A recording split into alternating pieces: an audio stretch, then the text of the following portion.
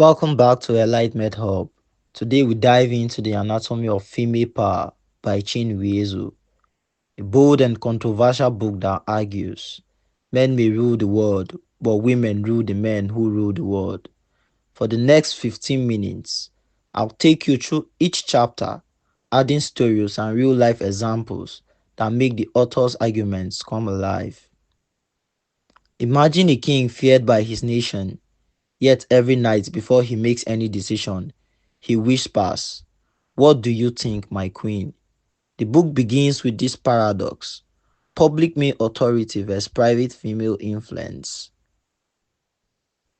The first chapter, which is the five pillars of female power, can be illustrated through this simple story. Think of Cleopatra, whose power rested not on armies, but on her womb, heirs, her allure, and her control of domestic spaces.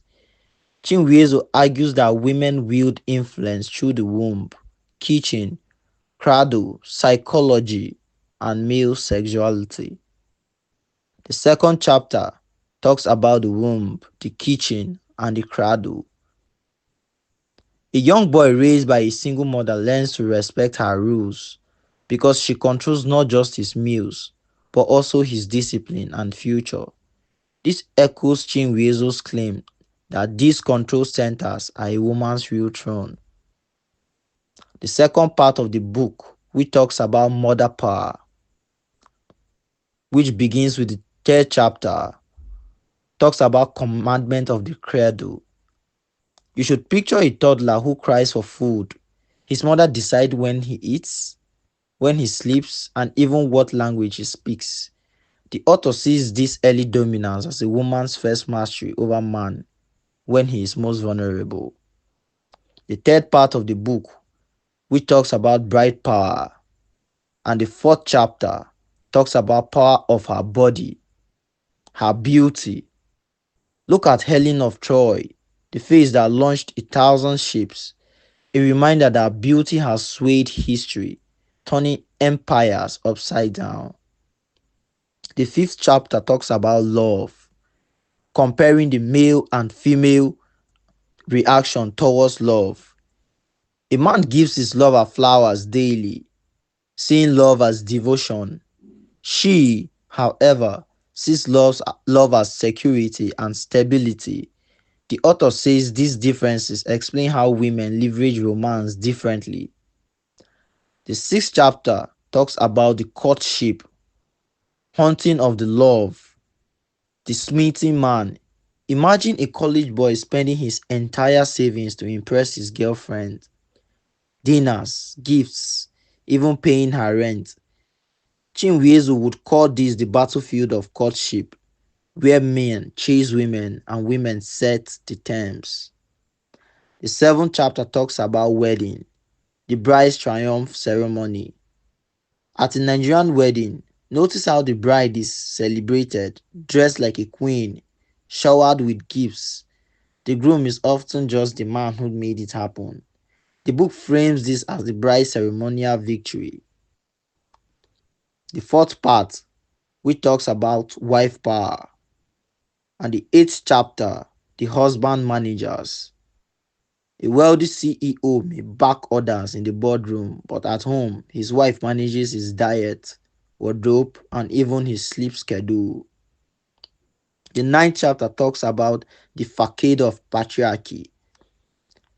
Imagine in many cultures, the man is head of the family, but every spending decision quietly passes through his wife's approval.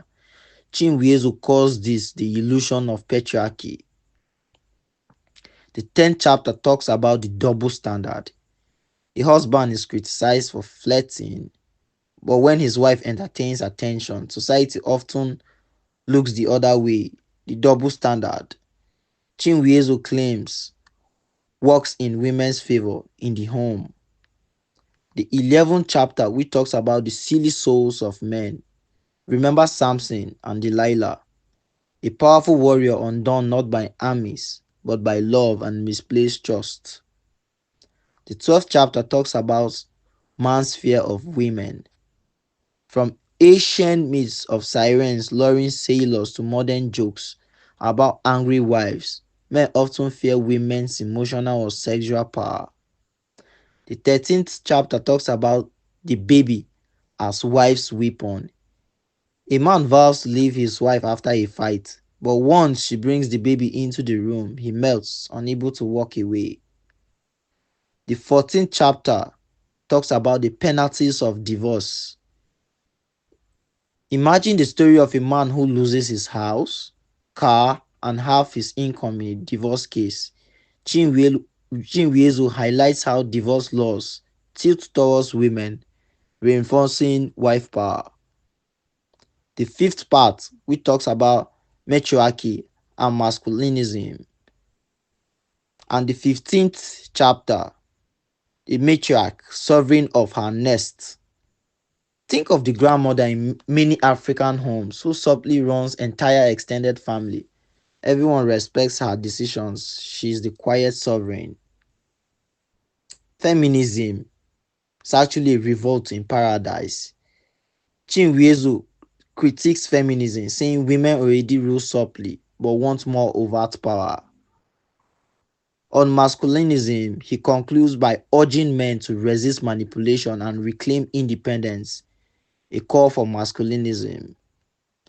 So, is female power subtle but supreme, or is Chinweizu exaggerating? Whether you agree or not, the anatomy of female power is a provocative mirror, forcing us to rethink how relationships, homes, and even politics are shaped by hidden influences. What do you think? Do women rule behind the scenes? Drop your thoughts in the comments and don't forget to like, share, and subscribe for more book deep dives.